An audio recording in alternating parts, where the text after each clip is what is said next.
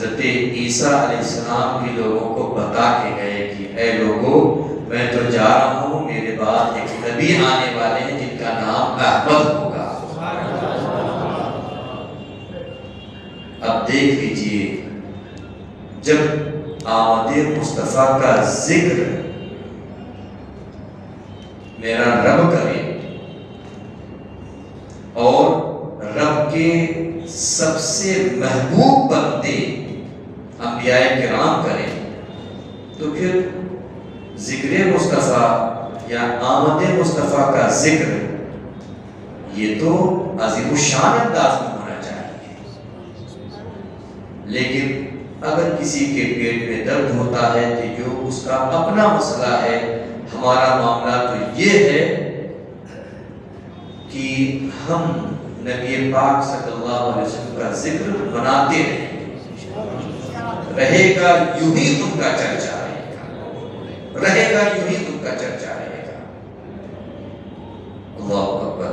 حضرت عیسیٰ علیہ السلام نے اپنے لوگوں کو بشارت دی اور کہا کہ اے لوگوں، میں تو تمہارے پاس بنی اسرائیل ہے، میں بنی اسرائیل کی قوم، میں تمہارے پاس آیا ضرور ہوں اور میں تمہارے لیے رسول بن کے آیا، پوری کائنات کے لیے میں رسول نہیں بن کے آیا۔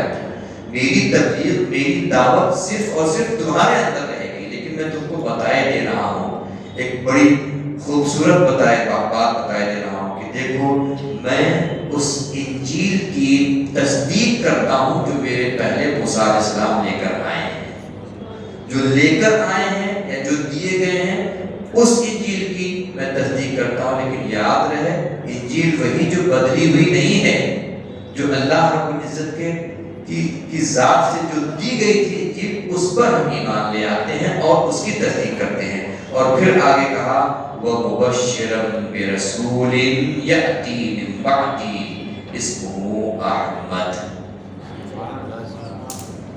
بولو کہا کہ اے لوگو، اب تمہیں جا رہا ہوں، تمہیں ایک خوشخبری سنا کے جا رہا ہوں۔ خوشخبری یہ ہے کہ میرے بعد ایک رسول آئیں گے، اور ایسا نہیں کہ مجہول ہیں، انناؤن ہیں، پتہ نہیں کون ہیں، کیسے آئیں گے، نہیں، فرمایا کہ یاتی من بعدی، میرے بعد آئیں گے اسمہ احمد، اور آنے والے کا نام احمد ہوگا۔ میرے آقا صلی اللہ علیہ وسلم کے رب تبارک و تعالیٰ نے بہت سارے نام رکھے ہیں، اس میں سے ایک نام احمد بھی ہے۔ اللہ اکبر۔ اور آمد رسول کا ذکر، سرکار آئیں گے، اس کا ذکر اگر ہم کریں تو الحمدللہ ہمارا تو حق بنتا ہے۔ حضرت عیسیٰ علیہ السلام بھی کر کے گزر گئے اور کہا اے لوگوں، ایک نبی آئیں گے، ایک رسول آئیں گے جن کا نام احمد ہوگا۔ تو اب اگر کوئی کہے کہ ذکر مصطفیٰ کہاں ہے یا سرکار کی آمد کا ذکر کہاں ہے، تو کہہ دینا ذکر مصطفیٰ یا آمد رسول کا ذکر قرآن پاک کے سپاروں میں ہے۔ سورہ صف کو کھول کر دیکھ لو، حضرت عیسیٰ علیہ السلام نے بتایا نہیں کہ میرے بعد ایک نبی آئے۔ اور اسی طرح سے دوسری آیت کریمہ میں ارشاد فرمایا گیا قُلْ بِفَضْلِ اللَّهِ وَبِرَحْمَتِهِ فَبِذَلِكَ فَلْيَفْرَحُوا۔ جب تمہیں اللہ کا فضل ملے، توجہ دیں کہ بڑی بڑی معرفت اعلیٰ باتیں ہیں، فرمایا کہ جب تمہیں اللہ کا فضل ملے اور اللہ کی رحمت حاصل ہو، کیا حاصل ہو؟ زور سے یاد رکھنا یہ لفظ، جب تمہیں اللہ کی رحمت ملے تو فرمایا گیا فَلْيَفْرَحُوا، you have to be happy، تمہیں خوشیاں منانا چاہیے، خوش ہو جانا چاہیے۔ ٹھیک ہے، تمہیں کیا ملے؟ زور سے، پھر سے، یہ بات پکی ہو گئی۔ اب ذرا دوسری آیت کریمہ میں رب تبارک و تعالیٰ نے فرمایا وَمَا أَرْسَلْنَاكَ إِلَّا رَحْمَةً لِلْعَالَمِينَ۔ پہلی آیت میں فرمایا کہ جب رحمت ملے خوشیاں مناؤ، دوسری آیت کریمہ میں فرمایا کہ ہم نے تو آپ کو رحمت بنا ہی کر بھیجا ہے۔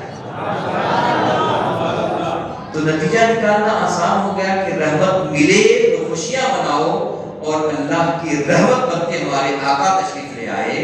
تو اگر ہم رحمت کے حصول پر خوشیاں منائیں تو یہ تو قرآن کا تقاضا ہے، قرآن بھی چاہتا ہے کہ خوشیاں منائیں۔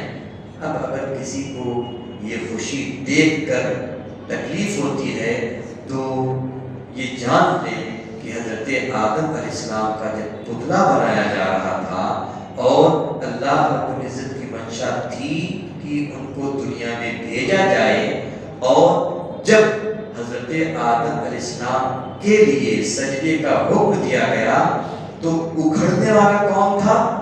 ابلیس تھا۔ تعظیم کس نے نہیں کیا تھا؟ گویا کسی بھی نبی کی تعظیم بجا لانا یہ اللہ کا حکم ہوتا ہے، اور کسی بھی نبی کی تعظیم سے انکار کر دینا اور شش و پن میں رہنا، نہیں ہم تو کیوں کریں گے، کہیں لکھا ہی نہیں ہے، تو یہ شش و پن میں رہنا یہ کسی مسلمان کا نہیں بلکہ ابلیس کا طریقہ ہے۔ اب انسان کو یہ غور کرنا چاہیے کہ کیا وہ سید الملائکہ حضرت جبریل امین کے طریقے پر رہے گا یا پھر ابلیس کا طریقہ اختیار کرے گا۔ راستہ کھلا ہوا ہے، الحمدللہ ہم نے ملائکہ کا طریقہ اختیار کیا اور تعظیم کے جتنے بھی طریقے ہو سکتے ہیں ہم نے اپنے نبی کے لیے وہ سارے طریقے استعمال کیے۔ ہمارے لیے تو یہ تھا اور ان کے لیے وہ تھا کہ نہیں میلاد منانا شرک ہے، میلاد منانا یہ ہے وہ ہے۔ کہنے لگے میلاد منانا لکھا کہاں ہے؟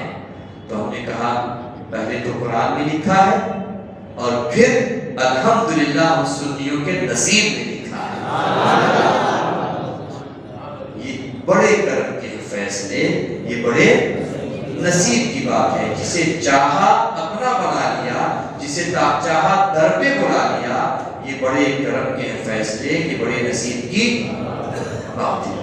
تو یہاں پر اللہ رب العزت نے حضرت عیسیٰ علیہ السلام کی زبان پر اپنے پیارے نبی ہمارے آقا کی آمد کا ذکر فرمایا، اور ہم میلاد میں کیا کرتے ہیں؟ آمدی کا تو ذکر کرتے ہیں کہ جب نبی کریم صلی اللہ علیہ وسلم کی آمد کا وقت قریب آیا، آسمان کے ستارے نیچے آ گئے، قریب جھک گئے، میرے آقا صلی اللہ علیہ وسلم کی ولادت کے وقت خانہ کعبہ کی دیوار ہی حضرت آمنہ کے گھر کی طرف تھوڑی جھک گئی، سیدنا عبد المطلب کہتے ہیں جھک گئی، وہ جن کے سجدے کو محراب کعبہ جھکی، ان بھاؤں کی لطافت پہ آپ کو سلام۔ یہ بات تو تاریخ سے ثابت ہے، ابھی تو بیان کرتے ہیں اور کیا کرتے ہیں؟ رسول کی مدح بیان کرتے ہیں، رسول کی تعریف بیان کرتے ہیں، اور الحمدللہ یہ تعریف بیان کرنا ہمارے نصیب میں آیا ہے۔ الحمدللہ اللہ کا شکر ہے۔ اور اگر کبھی اللہ نے زندگی رکھی تو صرف اور صرف قرآن سے میں ثابت کروں گا کہ رب تبارک و تعالیٰ نے کتنے انبیاء کرام کی ولادتوں کا ذکر کیا ہے، اور ولادت کہو، برتھ کہو، میلاد کہو، پیدائش کہو، جنم کہو، سب تو ایک ہی ہے۔ بھائی اگر کسی کو عربی میں کہنا ہو تو ولادت کہہ دیتا ہے، اور بہتر لفظ بنانا ہو تو میلاد کہہ دیتا ہے، انگلش میں کہنا ہو تو برتھ کہہ دیتا ہے، اردو میں کہنا ہے تو پیدائش کہہ دیتا ہے، انگلش میں کہنا ہے تو برتھ، اور اسی طرح سے ہندی میں کہنا ہے تو جنم کہہ دیتا ہے۔ اب اگر کوئی یہ کہ نہیں قرآن میں ہمیں جنم دکھاؤ، جنم، تو قرآن عربی میں ہے کہ ہندی میں ہے؟ عربی میں ہے، اور رب تبارک و تعالیٰ نے قرآن مقدس میں انبیاء کرام کی ولادتوں کا ذکر کیا، صرف کسی ایک نبی کی ولادت نہیں، کئی نبی کی ولادت کا ذکر کیا ہے۔ اور آپ نے گزشتہ درسوں میں اس کو سنا بھی، حضرت موسیٰ علیہ السلام کی پیدائش ہوئی، ان کی والدہ ڈر گئی، اب کیا کریں، حکم ہوا گھبراؤ نہیں، یہ بچہ تم صندوق میں ڈالو، تمہارے پاس پھر واپس آ جائے گا۔ ذکر کیا حضرت عیسیٰ علیہ السلام کی ولادت کا ذکر، عیسیٰ علیہ السلام کی پیدائش ہوئی تو ان کی والدہ ان کو دور لے کے چلی گئی، پھر اس کے بعد واپس آئی، قوم کے پاس گئی، قوم نے کہا یہ بچہ کہاں سے آیا ہو، تم تو ایسی ہو ویسی ہو۔ حضرت عیسیٰ علیہ السلام کی والدہ حضرت مریم نے کہا نہیں یہ میرا بچہ ہے، اور جو کچھ تمہیں پوچھنا ہے انہی سے پوچھ لو۔ آخر پیدائش کا ذکر تو ہوا نا، حضرت آدم علیہ السلام کی پیدائش کا ذکر کہا، اللہ رب العزت میں اپنے ایک نبی پیدا کرنا چاہتا ہوں، زمین میں اپنا نائب بنانا چاہتا ہوں، نبی پیدا کرنا چاہتا ہوں، پیدائش کا ذکر تو ہوا نا. اب اگر تم چاہو کہ لفظ پیدائش آئے تب تو ہم پھر کہیں گے ٹھیک ہے تم اپنی پیدائش کے بارے میں بتاؤ. قرآن میں کہا ہے. ظاہر سی بات ہے قرآن عربی میں ہے تو عربی کے الفاظ رہیں گے. یوم ولدہ یہ ولادت سے بنا ہے اور ولادت پیدائش بولتے ہیں. اگر تم چاہو کہ ایک ایک لفظ کو اسی زبان میں دوسری زبان کا لفظ لا کے کہو کہ نہیں وہی قرآن میں وہی لکھاؤ تو یہ تو ہٹ دھرمی ہوئی اور کسی ہٹ دھرم کو سمجھایا نہیں جا سکتا. بہرحال اللہ رب العزت اپنے سلیم عطا فرمائے. اگر واقعات اگر ان چیزوں کو پڑھ کر اور آدمی غور کرے ہٹ دھرمی پہ نہ آئے تو یقیناً اس نتیجے پہ پہنچے گا کہ اللہ رب العزت کے پیارے محبوب کی ولادت بلکہ محبوبوں کی ولادتوں کا ذکر تبارک و تعالیٰ نے قرآن پاک میں فرمایا ہے. اور جب قرآن پاک میں ولادت کا ذکر آ گیا تو پھر ولادت کا ذکر کرنا یہ شرک تو ہو ہی نہیں سکتا. شرک اور کفر تو ہو ہی نہیں سکتا. اور شرک کہتے ہیں اللہ کی ذات میں کسی کو شریک ٹھہرانا. اور یہ اگر کوئی کہتا کہ میلاد منانا شرک ہے تو یہ سب سے بڑے جاہل کی بات ہے. کیوں؟ اس لیے کہ اللہ رب العزت پیدا ہوا ہے نہیں پیدا ہوا ہے نا. اور ہم نبی کی پیدائش کا ذکر کرتے ہیں نا. تو ایک وہ ہے جو پیدا ہوا ہے ایک وہ جو پیدا نہیں ہوا ہے. برابر کیسے ہو جائیں گے؟ شریک کیسے ہو جائیں؟ شریک ہو ہی نہیں سکتے. بلکہ میں تو یہ کہتا ہوں کہ ولادت منا کر ہم شرک کی جڑیں کاٹ دیتے ہیں. کوئی یہ نہ کہہ دے کہ جیسے حضرت عیسیٰ علیہ السلام کے ماننے والوں نے کہہ دیا کہ he was God یا he is God. تو ہم تو نبی کی ولادت منا کے بتا دیتے ہیں کہ نہیں he wasn't God. He is prophet. He is messenger. وہ اللہ کے نبی ہیں رسول ہیں. اور رسول ہونا اور اللہ ہونا دو الگ الگ چیزیں ہیں. دونوں کو ملاؤ مت. کوئی جاہل ہی ایسا کر سکتا ہے. اللہ عقل سلیم نصیب فرمائے. آگے چل کے ہم لوگوں نے سورہ منافقین یا منافقون میں ایک آیت کریمہ کی تلاوت کی جس میں اللہ رب العزت نے ان بندوں کا ذکر فرمایا جو مر جائیں گے اور مر جائیں گے. مرنے کے بعد یعنی موت کا وقت قریب آ جائے گا. موت کا وقت جب قریب آ جائے گا تو وہ کہیں گے رب لولا اخرتنی الی قریب الی اجل قریب. اے اللہ تھوڑی سی مہلت دے دے. جب بالکل وقت مرگ آ گیا موت کا وقت آ گیا تو وہ کہتے ہیں مولا تھوڑی سی مہلت دے دے. کیا کریں گے؟ فاصدق تاکہ میں دنیا میں لوگوں کے درمیان صدقہ کر سکوں. سوچیں کہ صدقے کی کتنی بڑی اہمیت ہے کہ مرنے والا وقت وفات یہ خواہش ظاہر کر رہا ہے کہ تھوڑا وقت مل جائے تو میں جا کے صدقہ کر کے آ جاؤں. تو اس وجہ سے آج کو اور آپ کو مہلت ہے. اللہ کے رسول نے ارشاد فرمایا الصدقۃ تطفئ نار جہنم. صدقہ جہنم کی آگ کو بھی بجھا دیتا ہے. اس وجہ سے صدقہ کرتے رہنا چاہیے. اور میں نے کسی وقت عرض کیا تھا کہ آپ ایک معمول بنا لیں روزانہ کے حساب سے چاہے 1 روپیہ معمول بنا لیں کہ صدقے کا آپ نکالتے ہیں. یہی معمول بنا لیں کہ ہر جمعے کے دن 10 روپیہ میں صدقہ نکالوں. کوئی بڑی بات تو ہے نہیں. صدقہ نکال دیا اور 1 مہینہ ہو گیا 40 روپیہ جا کر کسی مستحق کو دے دیا. دیکھیں پھر کیسے آپ کے گھر میں برکتیں دوڑ کے آئے گی انشاءاللہ. بس ہم کو تھوڑی تھوڑی چیزیں چھوٹی چھوٹی چیزیں لیکن عمل میں لانا ہے. بہت زیادہ کر کے پھر اس کے بعد اگلے دن چھوڑ دینا یہ کمال نہیں ہے. بلکہ کمال یہ ہے کہ تھوڑی تھوڑی چیزیں کرو اور کنٹینیو کرتے رہو. ٹھیک ہے. اللہ رب العزت ہم کو اور آپ کو سب کو یہ توفیق نصیب فرمائے.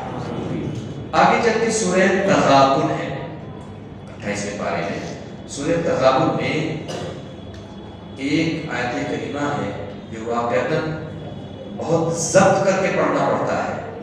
جو سمجھتا ہے بہت ضبط کر کے پڑھنا پڑتا ہے کہ اگر معانی اور مفاہیم میں آدمی گم ہو جائے تو کبھی کبھی ایسا ہوتا ہے کہ آدمی آگے پڑھ ہی نہیں سکتا. آدمی نہیں پڑھ سکتا آگے. ارشاد ہوتا ہے زعم الذین کفروا ان لن یبعثوا، کافر یہ سوچ رہے ہیں اور یہ گمان میں ہیں کہ مرنے کے بعد زندہ نہیں ہونا ہے. They are thinking that they will not be given any life after they have been given death. مرنے کے بعد کوئی زندگی نہیں ہے. They are thinking like this. لیکن قرآن کہتا ہے قل لہم، آپ کہیں، بلا وربی، اگر وہ آپ کہیں اور کیا کہیں، وربی، میرے رب کی قسم. یعنی رب تبارک و تعالیٰ اپنے محبوب سے کہہ رہا ہے محبوب آپ قسم کھا کے کہیں، by God, by Allah, لَتُبْعَثُنَّ, you will be raised after your death. There is no doubt, without any doubt, you will be raised. تمہیں زندہ کیا ہی جائے گا. ایک ہوتا ہے you will be raised, تمہیں زندہ کیا جائے گا. یہاں کیا فرمایا گیا؟ There is no doubt, without any doubt, you will be given life after death. کتنی ساری تاکیدیں لا کے جمع کر دی گئی تاکہ کوئی شک شبہ نہ رہے. اللہ فرما دے اور ایسے مت کہ اپنی قسم کھا کے کہیں کہ اللہ کی قسم تم سب کو پھر سے زندگی دی جائے گی، سب کو اٹھایا جائے گا. اور فرمایا گیا لَتُنَبَّؤُنَّ بِمَا عَمِلْتُمْ، اور جو کچھ بھی تم نے کیا تھا دنیا میں تمہیں سب کچھ بتایا جائے گا. Whatever you have done in the world, whatever good or bad, you will be told at that time. جو بھی کیا ہے سب تم کو بتایا جائے گا. اللہ اکبر. اور پھر جیسا تمہارا عمل. دوسری آیت کریمہ میں ارشاد ہوتا ہے کہ جو بھی تم نے کیا ہے وہ سب تمہاری نگاہوں کے سامنے آ جائے گا. وَوَجَدُوا مَا عَمِلُوا حَاضِرًا، جو بھی دنیا میں کیا تھا سب کا سب پورا لا کر رکھ دیا جائے گا. یہ دیکھو تم نے یہ کیا، یہ کیا، یہ کیا، یہ کیا، پورا نام اعمال سامنے رکھ دیا جائے گا. جھٹلانے کی کوئی صورت ہی نہیں ہوگی. اور سورہ یاسین میں فرمایا گیا اب تو تمہاری زبان پر بھی تالا لگا دیا گیا. No no no, you can not talk now. Your hand, your feet, your eyes, your face, the ni'mah and blessing, that these all are the ni'mah, blessing of Allah. We are holding anything by our hands. We are going anywhere by our feet. We are looking at anything by our eyes. یہ سب نعمت ہیں، لیکن یہ ساری نعمتوں پہ they will be locked. ساری نعمتوں پہ تالا لگ جائے گا. اب ہاتھ بھی، پیر بھی اور زبان بھی وہی بولیں گے جو ان کے ساتھ انجام دیا گیا ہے، ان کے ذریعے سے انجام دیا گیا ہے. اس وجہ سے کوئی یہ نہ سمجھے کہ میں آج جوان ہوں یا آج ہمارے پاس طاقت ہے تو جس طرح سے چاہے کر لیں. سنیں، کان کھول کے سن لیں کہ اللہ رب العزت تھوڑی مہلت تو دے سکتا ہے، لیکن وہ پھر جب اس کا عذاب آئے گا تو پھر بخشے گا نہیں. ان بطش ربک لشدید، تمہارے رب کی پکڑ ضرور سخت ہے. یہ جو وقتی طور پر جن کو اقتدار مل جاتا ہے، وقتی طور پر جن کو شان و شوکت مل جاتی ہے، ہمارے یہاں کا حادثہ آپ نے سنا ہوگا، الہ آباد کا سنا ہے، سنا ہوگا. وقتی طور کا حادثہ ہے. اللہ اپنی حبیب کے صدقے میں مسلمانوں کو بحال فرمائے گا. اگر وقتی طور پر کسی کو شان شوکت مل جائے تو ٹھیک ہے، اعتراف جو کرنا ہے کر لو، لیکن قرآن کہتا ہے وَأُمْلِي لَهُمْ، ہم تو ان کو ڈھیل دیے ہوئے ہیں کہ اب بھی کوئی بات نہیں، اب بھی آ جاؤ، اب بھی رب کی بارگاہ میں آ جاؤ، اب بھی معافی مانگ لو، اب بھی اپنے رب کی بارگاہ میں رو لو، گڑ گڑا لو. اللہ رب العزت کریم ہے. لیکن جب اللہ کی پکڑ آئے گی تو ہم نے دیکھا ہے جنہوں نے پوری زندگی گزار دی اور پارٹی یا اپنی قوم کو سنوارنے میں 40 سال گزار دیا، ایسا لات مارا ہے کہ کہیں سے کہیں تک نشان نہیں نظر آتا ہے کہ نہیں؟ ایسا حقیقت ہے نہیں. لیکن اگر مصطفیٰ کریم کی بات کرتے رہو گے، اپنے رب کی بات کرتے رہو گے، قرآن کی بات کرتے رہو گے، تو چاہے تم پیپر میں رہو نہ رہو، لیکن مسلمانوں کے دلوں میں ہمیشہ زندہ رہو. اس وجہ سے کوئی اترائے نہ کہ ہم آج شان و شوکت والے ہیں، ٹھیک ہے، اللہ رب العزت نے تم کو شان دیا ہے، یہ بھی میرے رب کا ہی کرم ہے، اور جب وہ چاہے گا تو پھر یہ شان و شوکت چھین بھی لے گا، اور اس کے مقابلے میں ایسی ذلت اور رسوائی ملے گی کہ دنیا تمہارا تماشا دیکھے گی۔ میں نے بہت دیکھا ہے، مصر کی سرزمین پر 3 سال تک حسنی مبارک، اللہ اس کے اوپر رحم فرمائے، حسنی مبارک مرحوم صدر تھا، پریزیڈنٹ تھا اپنے وقت کا، 3 سال تک میں نے دیکھا کہ جب وہ گزرتا تھا تو پورا راستہ بلاک کر دیا جاتا تھا، ایون دو اگر وہ راستے سے گزر رہا ہے تو تم اس طرف چہرہ کر کے نہیں کھڑے ہو سکتے، ایسا ہوا ہم نے دیکھا۔ لیکن تیسرے سال کے بعد چوتھا سال جب آیا تو ہم نے یہ بھی دیکھا کہ اللہ رب العزت نے ایسا اس بندے کے اوپر ذلت طاری کیا، ایسی ذلت طاری ہوئی کہ عام آدمی کہہ رہا تھا کہ لاؤ اس کو، ابھی بتاتے ہیں، لاؤ لاٹھی لے آؤ، لاؤ ڈنڈا لے آؤ، پھر اس کو بتاتے ہیں۔ تو یہ شان و شوکت اللہ کی دی ہوئی چیز ہے، اس وجہ سے جب اللہ کچھ دے تو اس پر شکر ادا کرتے رہنا چاہیے اور ظلم سے دور رہنا چاہیے، ورنہ اللہ کے ہاں دیر تو ہو سکتی ہے لیکن اندھیر نہیں ہے، اندھیر نہیں ہے۔ اور یہ بھی جان لیں، کسی کی دعا یا کسی کی بد دعا یہ لگتی ضرور ہے، اگر آپ نے دعا دی تو یقیناً اس کا فائدہ ملے گا، اور کسی نے کسی کو بد دعا دی اور وہ لگ گئی تو میں نے دیکھا ہے کہ لوگ تباہ ہو جاتے ہیں۔ اس وجہ سے دعائیں دیتے رہو اور بد دعاؤں سے بچتے رہو۔ اللہ رب العزت ہماری اور آپ کی حالت کی اصلاح فرمائے۔ تو یہ آیت کریمہ تھی، اور اس کے بعد چونکہ ہے تو بہت ساری چیزیں، لیکن ایک چیز اور میں آپ کے سامنے عرض کر کے اور آج کا درس سمیٹتا ہوں۔ آپ نے دیکھا ہوگا، سنا ہوگا کہ آج سورہ نور کی بھی تلاوت تھی، اس کو سورہ نور بھی کہتے ہیں، سورہ قلم بھی کہتے ہیں، کیونکہ وہ شروع لفظ نون سے شروع ہوتا ہے، کچھ لوگ نور کہتے ہیں، کچھ لوگ سورہ قلم کہتے ہیں، بہرحال ہے وہ سورت، اور اس کی ابتدا ہی میں ارشاد فرمایا گیا وَإِنَّكَ لَعَلَىٰ خُلُقٍ عَظِيمٍ، اے محبوب آپ بہت عظیم اخلاق پر فائز ہیں۔ دراصل ہوا کیا،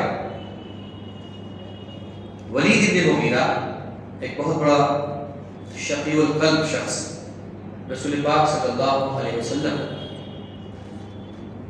کو معاذ اللہ رب العالمین پاگل پڑا، معاذ اللہ، اور کہا کہ مجھے لگتا ہے کہ ان کے اوپر کوئی جنون طاری ہو گیا، پاگل پر، معاذ اللہ رب العالمین۔ اللہ ہمارے آقا صلی اللہ علیہ وسلم کی شان کو خوب بڑھائے اور آقا کے صدقے میں ہم سبوں کو بھی شان اور عزت نصیب فرمائے۔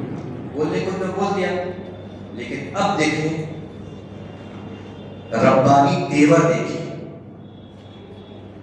دنیا میں بہت سارے لوگوں کو کہتے ہیں پاگل ہے، اس طرح کی چیزیں، لیکن کسی کے لیے اللہ تعالیٰ کی طرف سے جواب نہیں آتا ہے کہ تم فلاں میرے بندے کو پاگل بول دیے، اللہ کی طرف سے جواب نہیں آتا ہے۔ لیکن اس ناہنجار نے جو ہمارے آقا کو یہ کہہ دیا بِأَيِّكُمُ الْمَفْتُونُ کہ تم تو پاگل پن میں مبتلا ہو، تو رب تبارک تعالیٰ نے فرمایا آج تجھے تیری چھٹی کا دودھ یاد نہ دلا دیا تو پھر تو بھی دیکھ لینا۔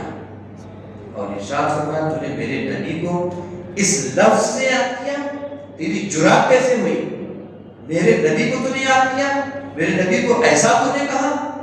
اور دیکھیں پھر قرآن میں رب تبارک تعالیٰ نے قرآن مقدس میں باقاعدہ آیتیں نازل فرمائی، یہاں صرف ایک بات کہی تھی نا کہ تم ایسے ہو، اے محمد تم ایسے ہو، تمہارے اوپر جنون ہے، لیکن اب دیکھو میرے رب نے کتنی ساری برائیاں ولید بن مغیرہ کی گرا دی، اور فرمایا یہ کہہ رہا ہے ایسا، اے محبوب حلاف ہے، یہ بہت جھوٹی قسمیں کھانے والا، جو جھوٹی قسمیں کا قوم کے درمیان کھاتا ہے اس کی کوئی عزت ہوتی ہے؟ فرمایا گیا اے محبوب یہ تو حلاف ہے، جھوٹی قسم کھانے والا ہے، مہین ہے، گھٹیا ہے، گھٹیا۔ فرمایا کہ حماس جب چلتا ہے تو آنکھوں سے اشارے کرتے ہوئے اور ہاتھوں سے اشارہ کرنا یہ بھی برائی مانی جاتی ہے. جس طرح سے کوئی اشارہ کرتا ہے آنکھوں کا اشارہ تو فرمایا گیا یہ اس طرح سے اشارہ کرنے والا ہے. مشائن بنمیم چغل خور ہے, چغل خور یہاں جا کے اس کی برائی کرتا ہے, وہاں جا کر اس کی برائی کرتا ہے, چغل خور ہے. مناع للخیر بھلائی سے روکنے والا ہے. معتدی بڑا ظالم ہے. اسیم گنہگار ہے. اچھا 9 چیزیں بیان کرنے کے بعد رب تبارک و تعالیٰ نے فرمایا کہ تو نے میرے نبی کو ایسا بولا, تیری جرأت کیسے بولا تو نے, سن وَتُلِّمْ بَعْدَ ذَلِكَ زَنِيمٌ یہ سب ساری چیزیں تو ہو ہی گئی, سن لے تو اپنے باپ کی سگی اولاد بھی نہیں.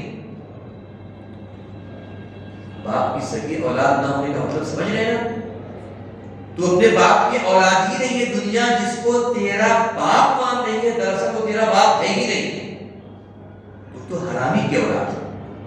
اگر کھلے لفظ میں کہیں تو اللہ تبارک و تعالیٰ کا تو تیری جرأت میرے نبی کو ایسا بولا, سن یہ ہے یہ ہے یہ ہے یہ ہے یہ ہے اور آخر میں سن لے تو حرامی کی اولاد ہے. بولا کیا تھا, میرے نبی کی شان میں توحید کی تھی نا, اور پھر اس توحید کو میرے رب تبارک و تعالیٰ نے فرمایا محبوب گھبراؤ نہیں, ہم آپ کو عزت دینے والے ہیں, رہے گا یوں ہی ان کا چرچا ہے, رہے گا یوں ہی ان کا چرچا ہے. اور فرمایا گا تم نے میرے نبی کو ایسا کہا, سن تو جیسے حرامی سے توقع بھی کیا کی جا سکتی ہے, اگر تو حلالی ہوتا تو اس طرح کی بات بولتا بھی نہیں.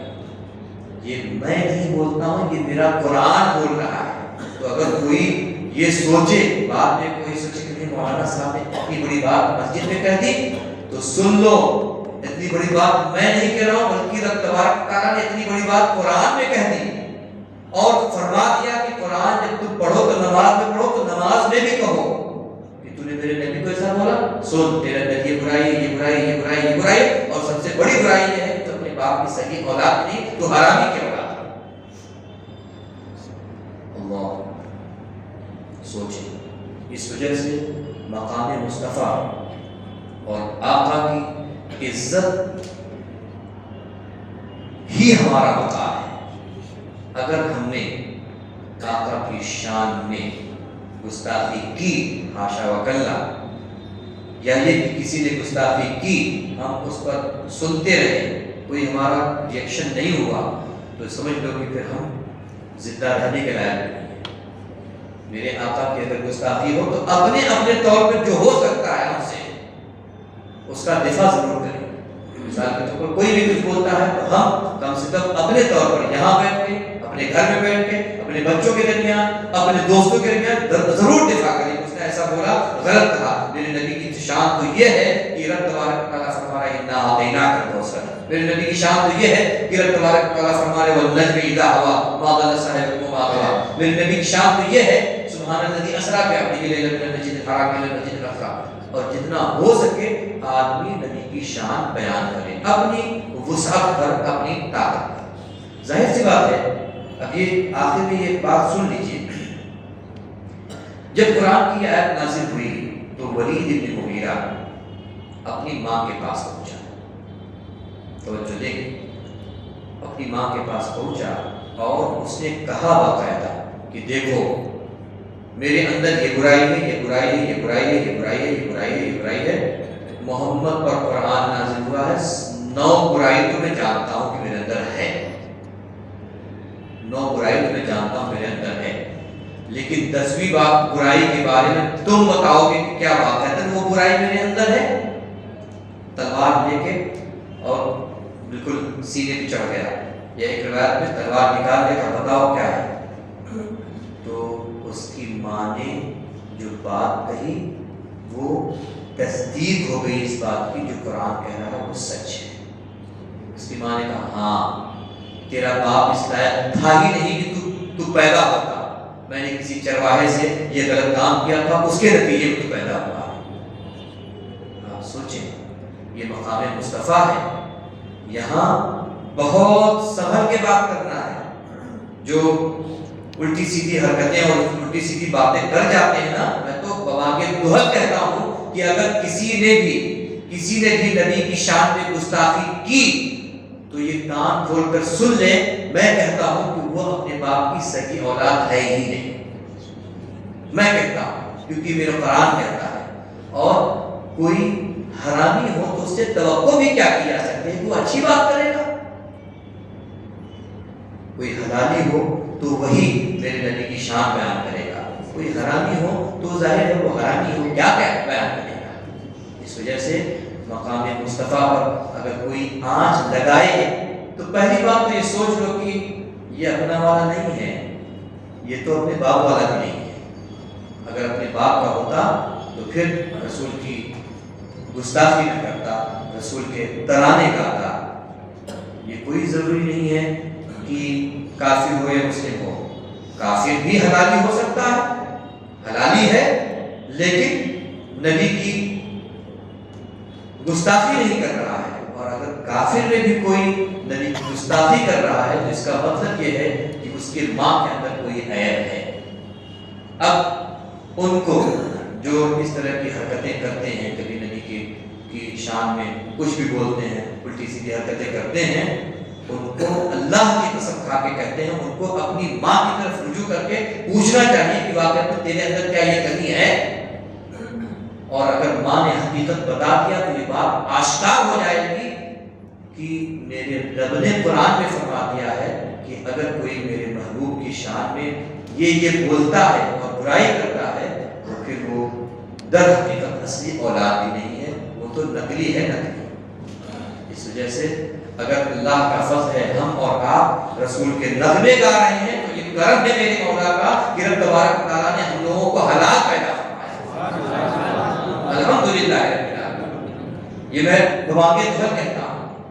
اور اگر کوئی رسول کی گستاخی کر رہا ہے تو یہ اس میں صرف اس کا ہی قصور نہیں ہے بلکہ اس کی ماں کا بھی قصور ہے۔ اگر اس کی ماں نے برائی نہ کیا ہوتا تو پھر وہ اس طرح کی بہتی باتیں بھی نہیں کرتا۔ مقام مصطفیٰ بہت عظیم مقام ہے، ہم کو اور آپ کو اس مقام کو مینیج کر کے رکھنا ہے۔ اگر ہم نے عزت چاہی ہے تو یقین کریں یہ عزت ہمیں صرف اور صرف مصطفیٰ کی عزت اور ناموس کی باتیں کرنے میں ہی مل سکتی ہے۔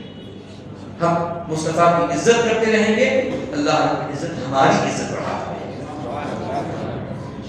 اور جو لوگ رسول کریم کی شان میں گستاخی بولے ہوئے ہیں، چاہے وہ اپنے آپ کو مسلمان بھی کہتے ہیں، دیکھ لیں دنیا میں کیسے وہ ذلیل و خوار ہو رہے ہیں۔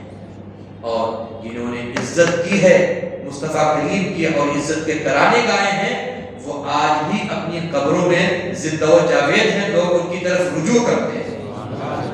کوئی غوث پاک کی طرف جا رہا ہے، کوئی غریب نواز کی طرف جا رہا ہے، لیکن جنہوں نے بدتمیزی کی ہے دیکھ لو ان کی قبروں کے نام و نشان تک نہیں ہے۔ اور تو اور ایک خبر بھی آئی تھی کہ ایک صاحب نے بدتمیزی کی تھی، نام میں نہیں ہوگا بدتمیز کا، اور اس کی قبر کے پاس کوئی آ کر پیخانہ بھی کر کے چلا گیا۔ میں نے کہا کہ ظاہر ہے تو جب عزت رسول کی نہیں کرو گے تو تمہاری عزت دنیا میں بھی نہیں ہوگی اور اس طرح سے تمہیں ذلیل و خوار ہونا پڑے گا۔ تو عزت اگر چاہتے ہو تو عزت صرف اور صرف مصطفیٰ کریم کی عزت کی بات کرنے میں۔ اور میرے امام نے اسی وجہ سے فرمایا تھا رہے گا یوں ہی ان کا چرچا رہے گا، پرے خاک ہو جائے جل جانے والے۔ اور تو گھٹائے سے کسی کے نہ گھٹا ہے نہ گھٹے، یا رسول اللہ تو گھٹائے سے کسی کے نہ گھٹا ہے نہ گھٹے، جب بڑھائے تجھے اللہ تعالیٰ تیرا، جب بڑھائے تجھے اللہ تعالیٰ تیرا۔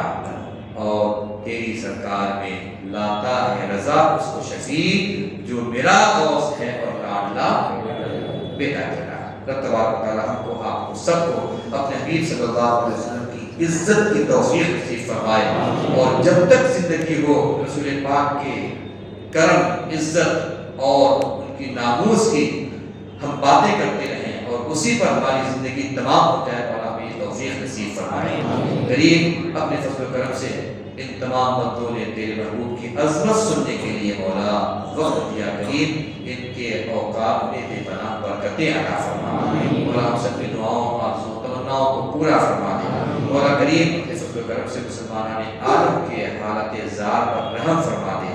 مولا کریم ہماری دعاؤں آرزوؤں کو پورا فرما دے۔ ان اللہ و ملائکتہ یصلون علی النبی یا ایھا الذین آمنوا صلوا علیہ وسلموا تسلیما۔ اللهم صل علی سیدنا و شفیعنا و حبیبنا و بارک وسلم۔ صلاۃ و سلام علیک یا رسول اللہ صلی اللہ تعالی علیہ وسلم۔ سبحان ربک رب العزة عما یصفون وسلام علی المرسلین والحمد للہ رب العالمین۔